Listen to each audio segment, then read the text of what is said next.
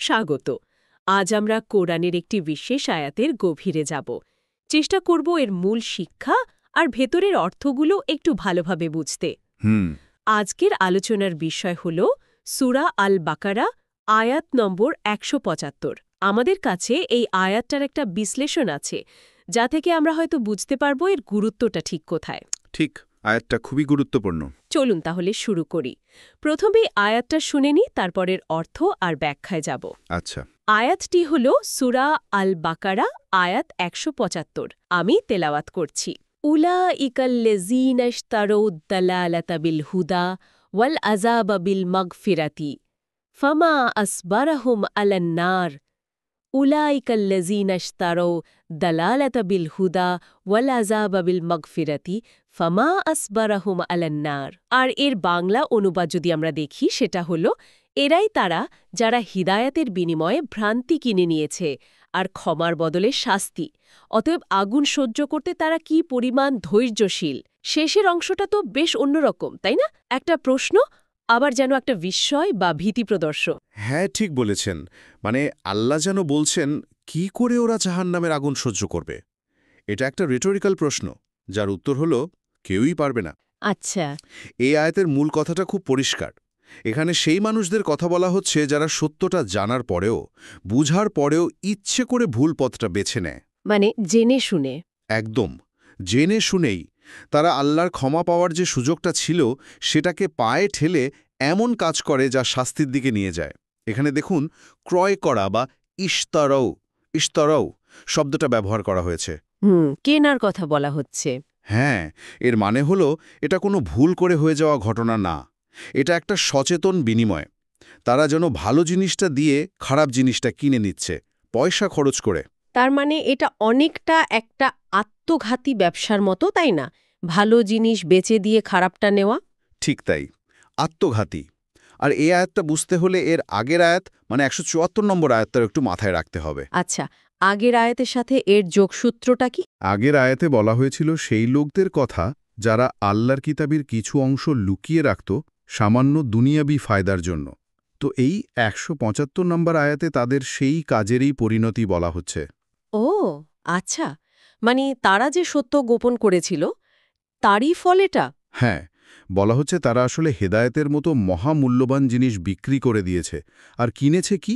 ভ্রান্তি এবং ক্ষমার সুযোগ হারিয়ে কিনে নিয়েছে আল্লাহর আযাব বা শাস্তি। এটা যে কত বড় বোকামি সেটাই আল্লাহ এখানে তুলে ধরেছেন, কারণ এর শেষ ফল তো জাহান্নাম, আর সেই আগুন সহ্য করার ক্ষমতা তো কারণেই। এই যে ব্যবসা বা বিনিময়, এই ধারণাটা আসলেই ভাবায়। হিদায়েতের পরিবর্তে ভ্রান্তি, এর মানে কি শুধু ধর্মের পথ ছেড়ে দেওয়া, নাকি এর অর্থ আরও ব্যাপক? এর অর্থটা বেশ ব্যাপক। শুধু ধর্মীয় পথ নির্দেশ নয়, জীবনের সব ক্ষেত্রেই এটা প্রযোজ্য হতে পারে। যখন কেউ সত্য, ন্যায় বা সঠিক পথটা জানার পরেও নিজের স্বার্থের জন্য বা কোনো ভুল ধারণার বশবর্তী হয়ে বা সমাজের চাপে ভুল পথে যায়, সেটাও কিন্তু এই ভ্রান্তি কেনার মধ্যেই পড়ে। আর ক্ষমার পরিবর্তে শাস্তির মানে হল, তওবা করে আল্লাহর রহমতের দিকে ফিরে আসার সুযোগ তো সবসময়ই আছে, কিন্তু সেই পথে না গিয়ে জেনে বুঝে এমন কাজ করে যাওয়া যা আল্লাহকে অসন্তুষ্ট করে, ফলে শাস্তিটা যেন নিজেই নিশ্চিত করে নেয়। আল্লাহ এখানে আমাদের বিবেককে প্রশ্ন করছেন, আচ্ছা, এমন লোকসানের ব্যবসা কি কোনো বুদ্ধিমান মানুষ করে? বিষয়টা আরও সহজভাবে বোঝার জন্য কোনো উদাহরণ কি দেওয়া যায়? দৈনন্দিন জীবনে এর কোনো প্রতিচ্ছবি? অবশ্যই। ধরেন, কেউ যদি এক মুঠো সোনার বদলে এক মুঠো মাটি কেনে, আমরা তাকে কি বলবো? বোকা বলবো, চরম বোকা। ঠিক।